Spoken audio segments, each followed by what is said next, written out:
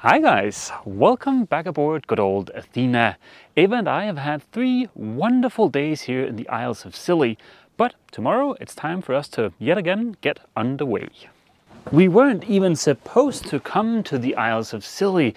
We were supposed to go to Falmouth, stay there for a couple of days and then push on towards Ireland. But I ended up getting seasick, so we diverted to Brixham and that led us to see a lot more of the West Country. We then missed our weather window to go to Ireland, which meant we could stay here in the Isles of Scilly for a few days. So all in all, it's been a happy coinky-dink. But tomorrow it is time for us to push on towards Ireland. It's going to be a 135 nautical mile passage. It's going to take us about 26 hours. So fingers crossed for no seasickness. My name is Mess, this is my wife Ava. I've spent the last 5 years on a somewhat extensive refit of our 1987 Warrior 38 named Athena. That was a DIY fun-packed adventure complete with a very extensive osmosis treatment, building a new rudder using vacuum infusion, rebuilding the entire deck, gutting and subsequently rebuilding most of the interior, painting the topsides, and a ton of other projects. The summer of 2021 we started cruising full time. Now we're finally ready to begin our adventure. Just so everybody is caught up, we're down here on the Isles of Scilly. We're going to Ireland, to Cork to be more specific.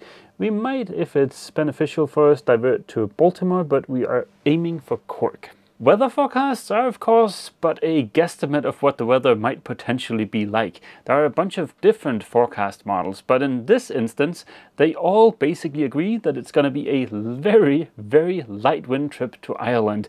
Now Athena is a heavy lady and we don't really have any working light wind sails, so this is going to be slow and potentially a fair bit of motoring. It would be nice to get to Ireland as quick as possible, but the weather window tomorrow is as good as it's gonna get the next week, it looks like. So yeah, I guess it's a slow boat to China.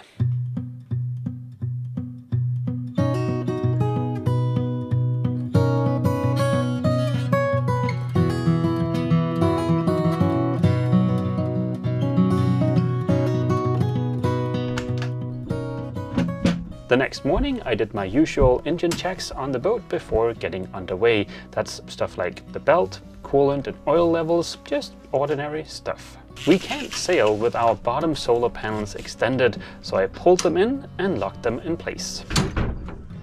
Being at anchor with very little wind, I decided to unfurl the main before getting underway. The main is a breeze to handle with our new Selden E40i electric winch.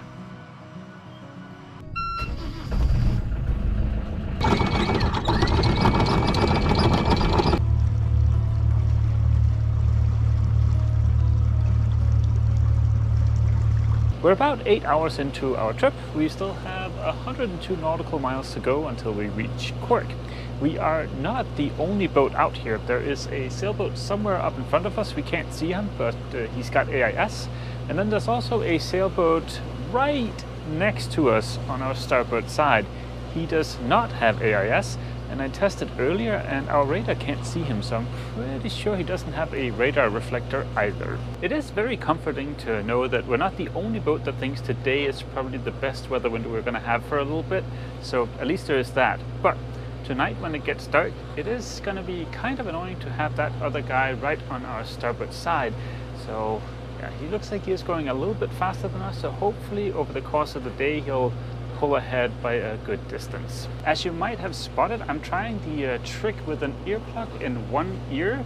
There were a ton of people that recommended that on the video where I got seasick going from Sherbert towards Falcombe, but so far it's fine. But then again, today it is a pretty comfortable day out here.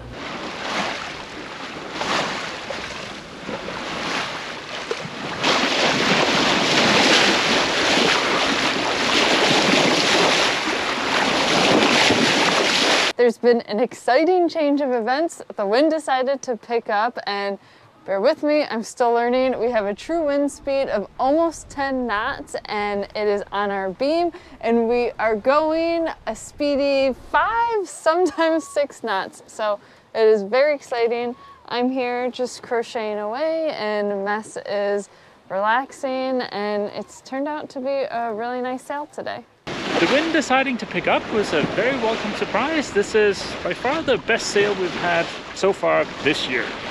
With dinner time around the corner, Ava reheated our leftovers from yesterday in the microwave, and we enjoyed a quick and easy dinner in the cockpit. It's 9 o'clock at night now. Ava went down for a nap earlier today, and I've just woken up from a 2-hour nap, and it is starting to get a little bit dark, so let's turn on the nav lights. Right now, that involves a little bit of manual work because I haven't programmed the digital switching box so that I can turn on the nav lights from the chart plotter. So right now I have to go into Ava's hanging locker and manually move a fuse. This is how you manually override the digital switching boxes, and it'll work fine. It's just going to be easier once I do the programming. And let's also go ahead and turn off the white lights here down below so we don't ruin our night vision. And there we go. Now we're ready for night. Let's also go ahead and turn on the radar. We are coming on a little bit of traffic up here, and it'd be nice to have that on too.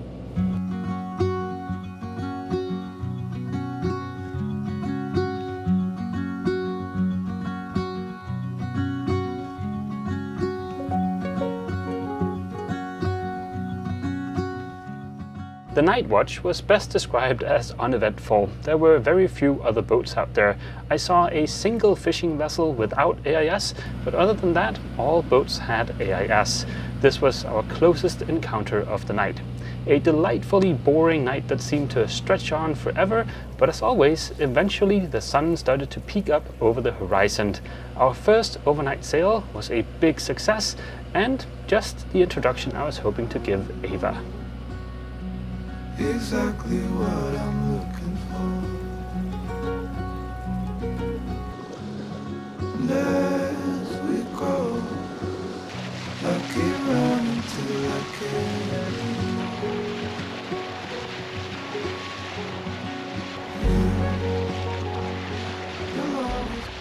It is a stunningly beautiful sunny morning. There's not a lot of wind, but we only have another 20 miles to go before we are in Ireland.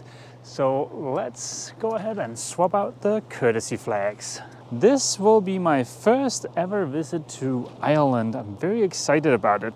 Unfortunately, we will only have about 3 weeks here, but yeah, 3 weeks is better than nothing. Way up in the distance there are some green hills. That's our first sight of Ireland, and you guys know what that means. New country ritual! Mwah! The last leg of our trip to Cork involved a long, and I do mean long, trip up the river.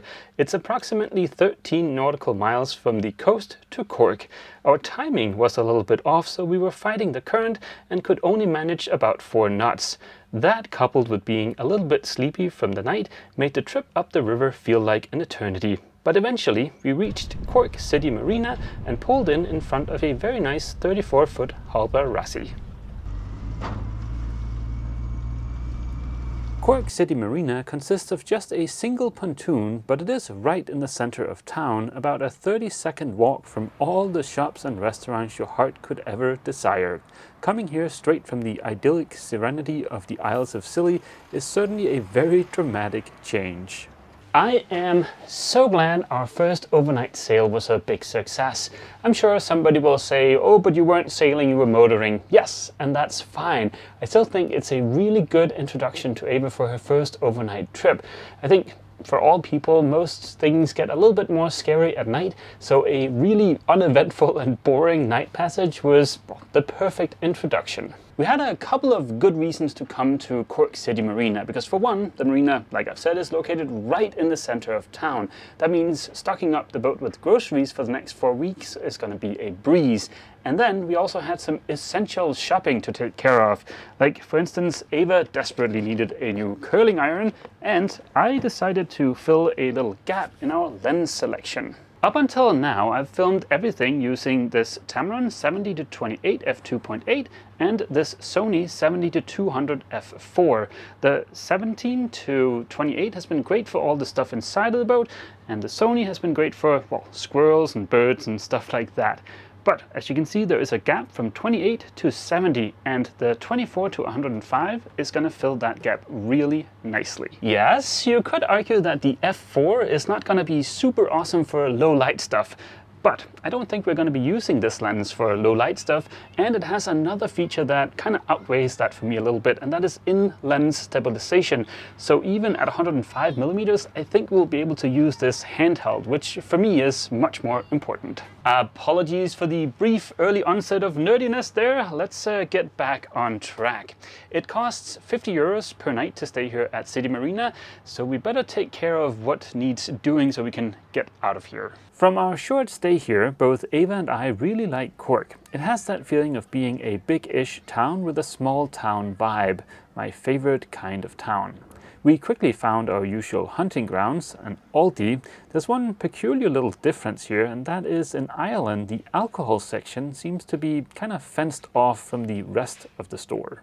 Bam! 1 ton of groceries. A little bit earlier today, my lovely wife that I love very much suggested we don't really need any groceries, yet here we are. With this ginormous haul, we should be good for the duration of our stay here in Ireland. The next morning we untied all of our lines except our stern line and let the wind gently push us away from the pontoon. There was plenty of room to turn around, and then we waved goodbye to our first stop in Ireland. On our way down the river, we passed Blackrock Castle Observatory, constructed in the 1600s to repel pirates and other invaders. It wasn't until the early 2000s the castle was also turned into an observatory. No matter its history, I think it's safe to say that the place looks pretty dang spiffy.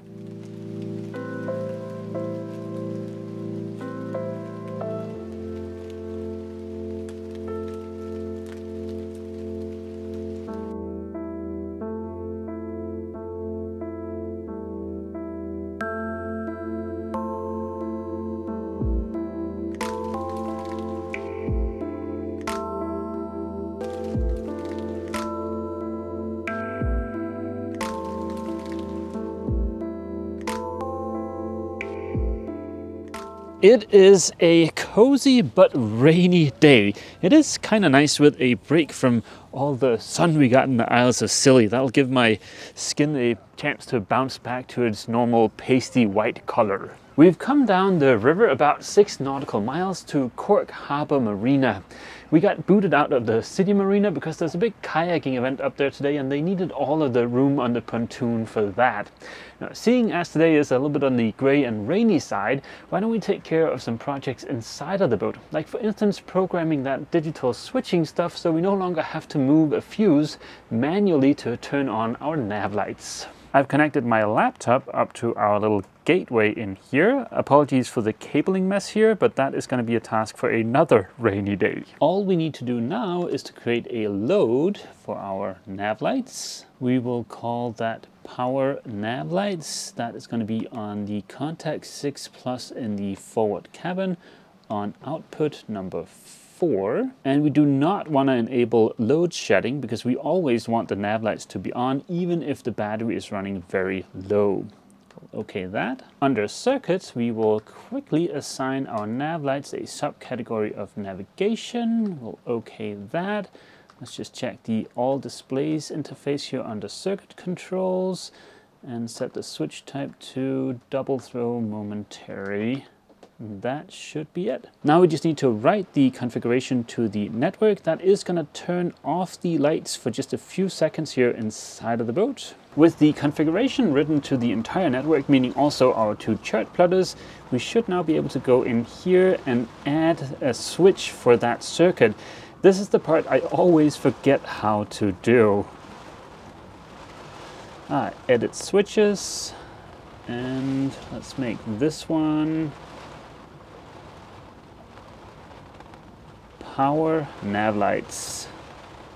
There we go.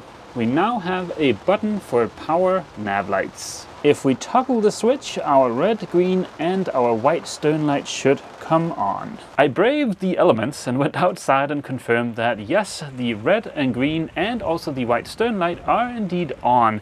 So that means we can now turn the nav lights on and off from both of our chart plotters. That is a lot easier than manually moving the fuse in the hanging locker, but as you've seen, if something goes wrong with the digital switching magic, it is very easy to override. It is just a matter of moving that switch, and then you bypass all of the logics and the electronics inside of the switching box. While we were still at City Marina, a long-time viewer named Johnny swung by the boat with a welcome gift that, at least to the casual observer, seems very Irish. Thank you so much, Johnny. That bottle sparked a little bit of inspiration for our to-do list for next week, and it turns out there is a whiskey distillery not too far from here. I think it's about an hour and a half by public transportation. So Eva and I have bravely signed up for a tour and also a whiskey sampling tasty thing. I wouldn't consider myself good at alcohol. I mean, I can drink it, it's just I don't seem to appreciate it as much as some other people do. So I'm a little bit afraid this is going to be a throwing pearls to swine kind of situation. But you know what they say, when in Rome, and one of the big things that attracted me to cruising is the fact that we get to go to places and stay there for a little bit of while, try new things, and just kind of get a sense of the culture. So yeah, we're gonna do something a little bit different next week. We're gonna get wasted! I don't know how much of our whiskey experience is going to be in next week's video, because it is a public tour and there's going to be a ton of other people around and stuff like that, so we'll see. But also next week we hope to start moving west. There's some bad weather that's going to be blowing through, and we would like to make it just a little bit further west before that hits us. But yeah, fingers crossed. Well, we'll end this week's video here. We hope to see all of you guys back aboard Athena next week for yet more sailing fun. Yeah. As always, feel free to leave a comment down below, and don't forget, if you've enjoyed this video, please remember to leave a like. See you! Got it. Shot, shot, shot, shot, shot, shot, okay. shot.